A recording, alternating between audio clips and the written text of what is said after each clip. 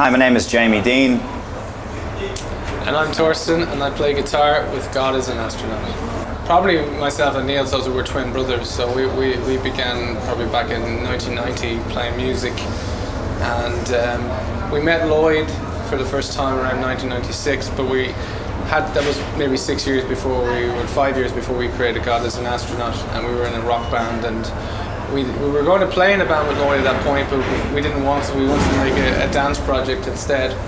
And it was about, we made The End of Beginning, which was for us still a kind of a dance project. And then live, we got Lloyd back into the group and created God Is An Astronaut, pretty much what it is today. And a couple of years ago we met Jamie for the first time. He was we were in 2FM doing a session, playing piano, keyboard.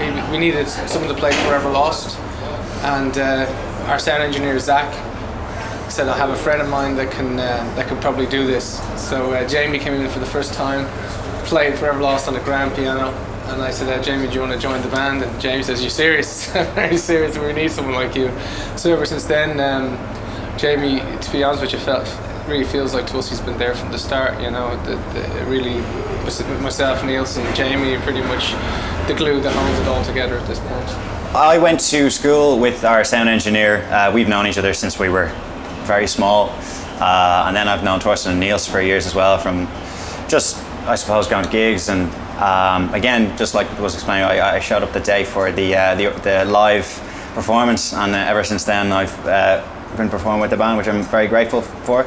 As far as musical background goes, I was always pretty much into the grunge era, I suppose. But yeah, other than that, I grew up listening to some classical music, and we're all kind of on the same page, I suppose, musically. But yeah, we've been just working really hard the last few years, and we're really happy to be here tonight. We're looking forward to the show. We come from a musical background. Jamie's father used to play in the Freshmen. My father used to play in the Cottonwood Boys, which were very big show bands back in Ireland. And I also used to go to the same school that he used to go to as well, so there's a few similarities there straight away. So it's kind of ironic that myself, Niels, Jamie and Zach, our sound engineer, all used to go to the same German school. Obviously, yeah. Myself and Niels have left many years before these guys even. No, actually, I think you guys were just leaving when we were starting. Yeah, I think so. The whole scale of this, we were in the first class and they were just about to leave. So, and then just to be sharing the same stage now is really interesting. I started playing guitar probably about 1989. My father, I actually started playing bass first. I was a bass player first. I was trained as a bass player. And Niels was always the guitar player. And when we started God Is An Astronaut, the bass lines were quite complex. So Niels was also slightly the better musician. So he says, look, I'll handle the bass and you do some of the keys and the guitars, and I'll take the hard part.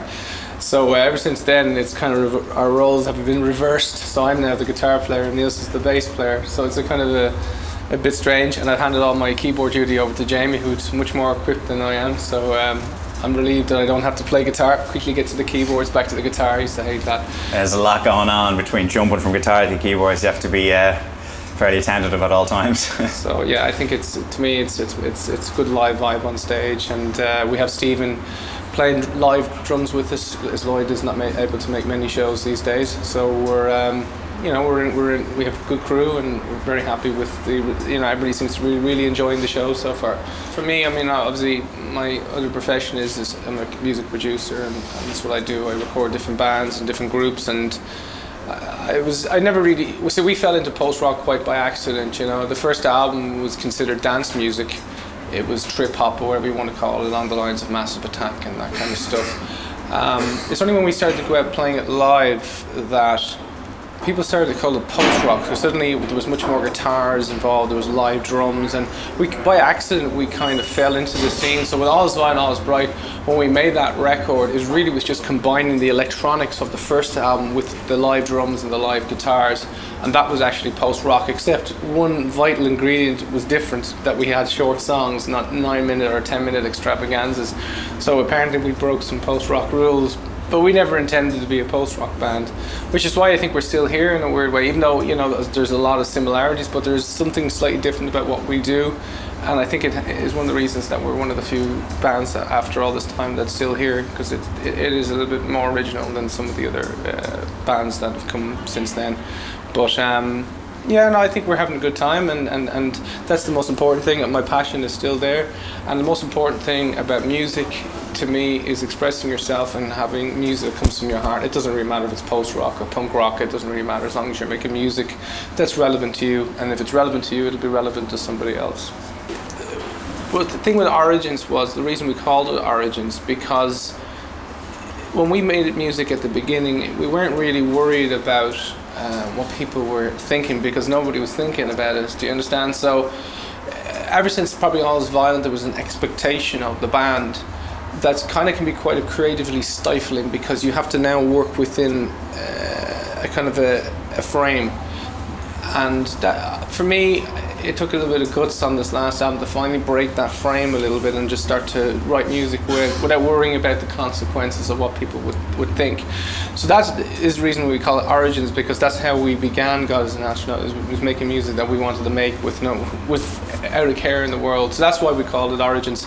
Saying that, we have a very good mix tonight. We're not one of those bands that say we have a new album and we're not going to play any of the old stuff at all. I would say that, you know, it's probably maybe 30% the new album and 70% all the rest of the albums that we want to represent, because we're an album band. Every album that we've ever released, to me, is very, very important, and we play a lot of from the first album still as well, so it'll be a good mix of music tonight. No, well, every album was obviously different. I mean, the beginning was about, we didn't really want any guitars on that record at all, and we wanted to know, see, the record we'd made before in the beginning, which was under a different name, was all house beats, and so we wanted to have kind of hip-hop, trip-hop style beats with pianos, very little guitars, and some kind of bass arpeggio with kind of haunting kind of melodies. All Is Violence concept was a little bit more live orientated, with much more guitars and live drums, and we wanted to capture a much more winter, snowy aspect to what we did. A Moment of Stillness was about pretty much the calm after the storm. It was a real peaceful kind of vibe. Far From Refuge was inspired by pretty much Pink Floyd in many ways. We went to watch Live at I seen the Live at Pompeii DVD, very inspired the way it worked, and had a great time. Lloyd actually pretty much spearheaded that whole album in many ways, bringing down beats and different ideas, and it was pretty much very much a three-man effort, that record. But not much electronics, much more just about the live vibe. And the self-titled one, to me, captured everything from the end of beginning to All Is Violent, Moment of Stillness, and the Far From Refuge album. And it was a much more probably hard-hitting record. Very, very good live. Very good live things. You know, that was really our main thing that gave us our reputation as that record. How punchy the tracks, Echoes and Zodiac, and so that record really helped our whole live show tremendously. Age of the Fifth Son was a weird one, because it was kind of more of an ambient kind of affair again, a little bit more slightly darker. It was pretty much a solo effort, I think, on my part. There was very little help from the rest of the guys on that record. I did a lot of it myself, and I'm proud of that record. I don't know if it holds up as strong as some of the other ones that we've done, but I still can listen to it all, and I think it sounds really good, and we're playing a couple of tracks from that tonight as well. And then obviously we're at Origins, which is something a little bit different, and Jamie can talk to you about some of the, you know, the vocals and stuff that we introduced. Yeah, well, we wanted to just add a few new elements, so we decided to incorporate vocalers into the sound, but not really as kind of like a feature vocal. You know, they sort of sat in the mix quite low. So the idea was just it would add a bit of a human element while also still acting as quite a melodic component, you know. But yeah, you know, those tracks, actually, the tracks that we play live from Origins are going down really well. So the people seem to have responded quite positively to that, you know. There's other tracks in the album as well, which sort of not clean vocals, but you know, they're still quite sort of ambient, but not vocal. They're not sort of vocoder vocals, but yeah, there was more of a sort of vocal presence in the new album. We're working on a new record again, which is it's not too similar to Origins. It's quite it's a bit darker, you know. We're experimenting with some new time signatures, and we're just keeping it exciting, really. We're actually playing one of the tracks from that we've written for the new record live tonight, and it seems to be actually gone down quite well, thankfully. So it's nearly one of the tracks of the set, the new one. I think it's just a new level of heaviness really that we have never introduced before. I think Origins overall was a little bit more optimistic. I think the new stuff that we're writing is probably even darker than everything we've done. I always kind of like to do the opposite sometimes of what we've just done. So I think this new record is pretty much going to be a whole new level of darkness and heaviness that we've never done before. So it's always exciting rather than following.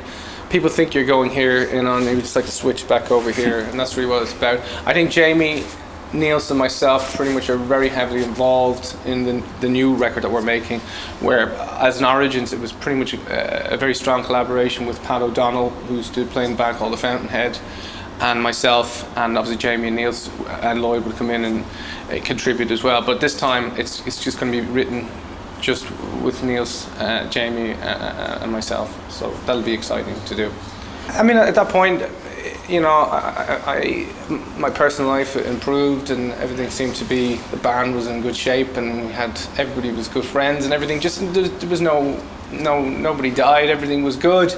Obviously the reaction to the record, was very mixed, so I think we like to keep people guessing and never be predictable, and that's the most important thing. I'm very proud of Origins, but I think my heart right now is in a slightly darker place, and I'd like to really capture that, and I think that's going to resonate pretty well.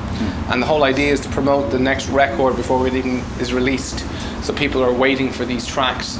I honestly feel had we done that with Origins, had we played the likes of Red Moon Lagoon a year before we actually released it, people would have had they would have been looking forward to this record rather than looking at it with pessimism.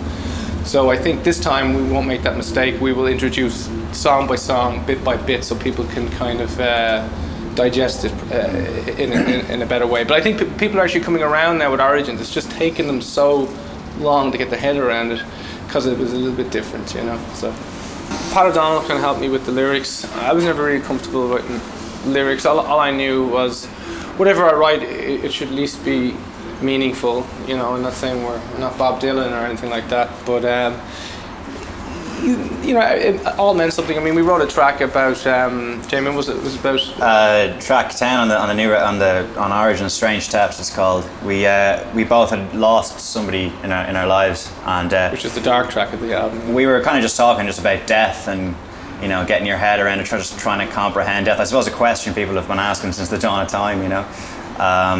Torsten's good friend was Kevin Farrell. He just died of cancer, yeah. And my godmother actually as well died of cancer as well.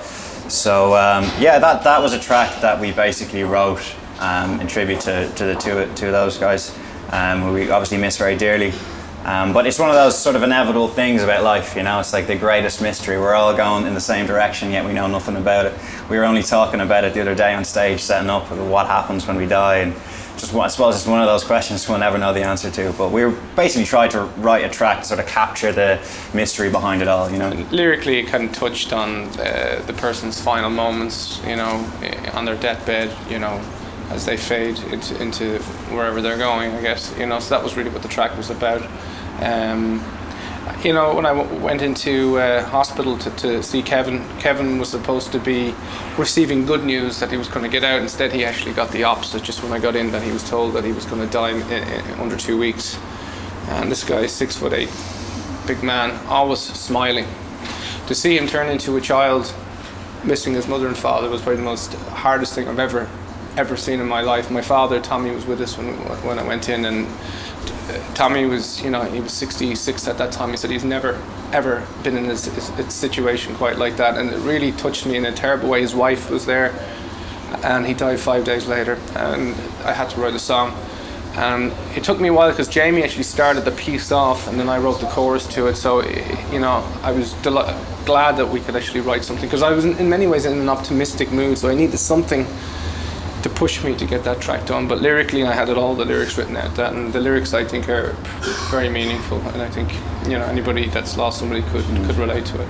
As well as that, you can say a lot with music. People a lot of times people talk about instrumental music being, and they refer to it as being a sort of like a limited genre, insofar as there's no vocals. So how can you get a message across? But in many respects, music can speak more than words can. So I think the combination of the really sort of significant and emotional lyrics with the melody, you know, gets the message across quite well. We didn't want to make the lyrics too clear because I didn't want to kill that effect that the instrumental music had, where you could just drift away rather than these lyrics just belting out in your face. So that was the conscious decision not to make them what I'd call songs, but still more abstract instrumental pieces with distant affected vocals. That's as far as I'd ever push vocals, and that's it, done for me. I don't want to go back there. I'm going to go back to do what we've always wanted. It was fun to change, you understand, but now coming back to it, I'm happy what we were doing. So this was like a little trip, a little holiday away from what we were all about, and I think this next album is pretty much a little bit closer to what we were doing, but just a lot more heavier. I guess after Origins you can do whatever you want now. We've pushed it quite far, I think too far for some of our audience, but I think they know at the end of the day that even though it may not have been exactly their style, that they know that we write good music, and they know that the next album, I think they'll be back on board, most of them anyway. Obviously, you want the show to go well. You don't want to, the last thing you want is technical difficulty, but sometimes, you know, when you're a touring band, you're touring regularly, it's one of those inevitable things. You are going to experience technical difficulty, so it's just a question of how you handle it, you know. But I think all of us now are quite experienced enough to know how to handle it without, I suppose, damage limitation, as opposed to completely avoiding it altogether, because you'll never do that. So we certainly focus on that. We always say, you know, a mistake doesn't just happen. A mistake happens because you haven't planned for it, you know. So we try to do as much planning as possible. Obviously, it's very important that the audience enjoy the show. You know, we always say that it's very much like a relationship with the audience. We give as much energy as possible, and when we get it back, it's this, it's kind of like a really interesting dynamic in the room, you know. So we definitely make sure the audience enjoy it too. Other than that, we're there to put on the best show we can, and we're going to give blood, sweat and tears. We're going to do everything we can basically to put on the best show, I suppose. Nothing else. For me, you know, obviously you want to make sure there's people that turn up. So I think tonight is sold out, which is also already a +1 for me. You know, if there's very little people there, you know, it doesn't happen too often, but it can happen. It's always a little bit disappointing, but you can never let that affect your performance on stage. Even if only 5 people show up, you've still got to put just as much into it as if there was 5,000 people there. And so I always make sure that no matter what's in front of me, I'll always give it 100%. I don't mind if people don't jump around. If they want to stand still and just take the music in, that's cool. Towards the end of the set, I kind of encourage them to let loose a little bit, so we can kind of, you know, have a bit of fun before, you know, the night is over. I do take pride in our technical sound. You know, it's something I hate hearing if someone thought we had a bad sound live. It really infuriates me, and I try very hard to make sure that doesn't happen. And so we do have quite extensive sound checks. Technical problems, if there's no technical problems, I'm also very happy.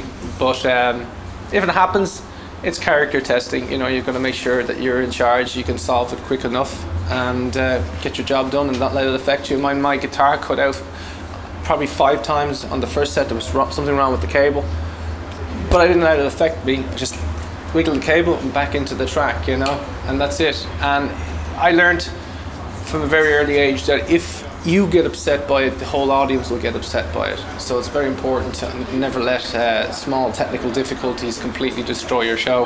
I guess my ultimate nightmare is there's a technical problem and I can't fix it on stage. That's never happened, so let's hope it doesn't happen tonight from a solo show.